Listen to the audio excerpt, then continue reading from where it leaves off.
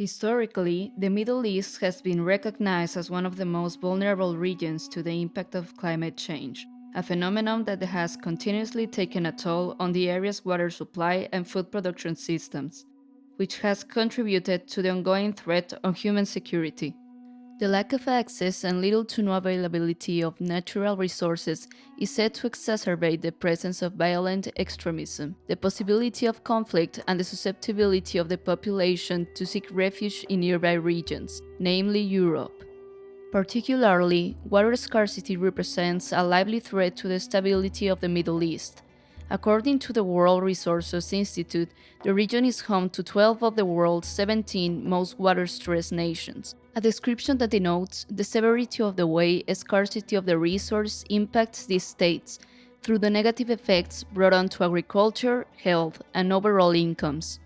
As of 2018, it was considered that more than 60% of the population had little to no access to drinkable water, and over 70% of the region's GDP was exposed to very high water stress.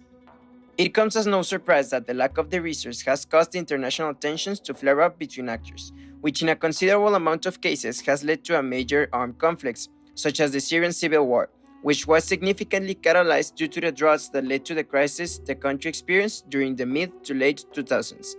Most recently, Syria has been harshly affected by the course of action that neighboring nations have taken regarding water supply. One of them, and the most prominent example of this, is Turkey. Due to its geography, Turkey has control of more than 90% of the downstream flow into the Euphrates, and 44% of that in the Tigris, an area known as the Basin. These two rivers are crucial to the water supply of the three core riparian states of the area: Turkey, Syria, and Iraq. Climate change plays a defining role in the state of the water supply of the Basin. Due to rising temperatures and decreasing rainfall, all three nations are high drought risk territories, while Syria and Iraq are in high risk of riverine floods. Additionally, on account of rising sea levels, the water of inland aquifers in the region has been polluted and is deemed undrinkable due to the salinization of it. The existence of these factors for endangerment of water have repercussions mostly in the agricultural industry, and since the three states are highly dependent on it for economic activity, the failure of crops causes subsequent loss of income. It is estimated by the World Bank that the region will lose from 60% up to 14% of its GDP by 2050.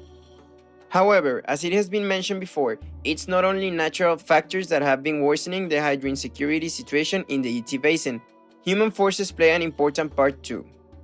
As of January of 2021, Turkey was accused of weaponizing water supplies against Syria as it broke a previously established agreement that stated it would provide the country with 500 cubic meters of riverflow per second on an annual basis. However, due to Turkey's water development projects, Syria is receiving less than 200 cubic meters, a quantity that does not cover the country's 80% dependence on water resources. Since the 1970s, Turkey has implemented and continuously expanded a development known as the Southeastern Anatolia Project, GAP, which consists of 22 dams and 19 hydroelectric power plants in the ET Basin.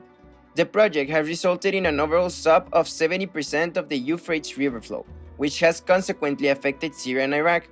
Further damage was inflicted on the hydrosecurity of the two countries when terrorist group ISIS bombed several power plants and took over dams within the Turkish system. So, what's the reasoning behind Turkey's water weaponizing policies? Essentially, Turkey has remarked that due to the principle of sovereignty accredited to it as a nation-state, it can make use of the water resources available to the nation with little to no regard as to how that may affect neighboring countries. Mainly, Turkey intends to use water as a trading coin for oil, an incredibly scarce resource within the nation's territory. And since Syria is one of the world's biggest oil exporters, it is strategically convenient for Turkey to hold back river flow in order to generate a desire for water. Additionally, Turkey has a long-standing feud against Kurdistan, a settlement of Mesopotamian indigenous people that have fought for their recognition as an independent nation-state for years on end. Historically, Turkey has fought against the recognition of Kurdish identity. and through the control of Riverflow in the ET Basin, the country has both withdrawn water availability and used the resource to flood Kurdish villages, effectively limiting the influence that the settlement's culture has on the area. Realists would agree that this conflict is an adequate example of the impact that the anarchic state of the international system has on a global level, squandering the possibility of cooperation and fueling mistrust between actors. Turkey's focus on satisfying its self-interest has led towards a zero-sum approach within the conflict, where other countries must lose in order for the Turkish nation to win. On the other hand, liberalism might argue that it is in the actors' best interest to cooperate in order to satisfy mutual needs for water and oil. Additionally, allowing international organizations to function as intermediaries in the resistance against terrorist influence in the GAP development. Taking this into account, it is clear that liberalism might have the answer for the solution of this challenge. The natural impact of climate change paired with the alteration that human forces have created and will continue to create on the ET Basin will result in devastating consequences for the region, mostly for Syria and Iraq. The joint effect of these units will cause severe impoverishment of the population since food production and other income sources will no longer be viable, consequently leading to the famine and inhuman living conditions. It is possible that the current disagreements over Turkey's water usage will lead to a major conflict between the international actors involved in the issue.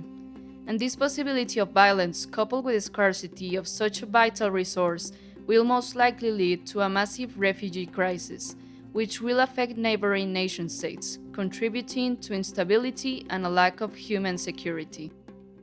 The previously described situation is just one example of the destructive effects of climate change as it is combined with geopolitical tensions and international conflict, a premise which will be all the more present as years go by and humanity struggles to reach on its contribution to global warming.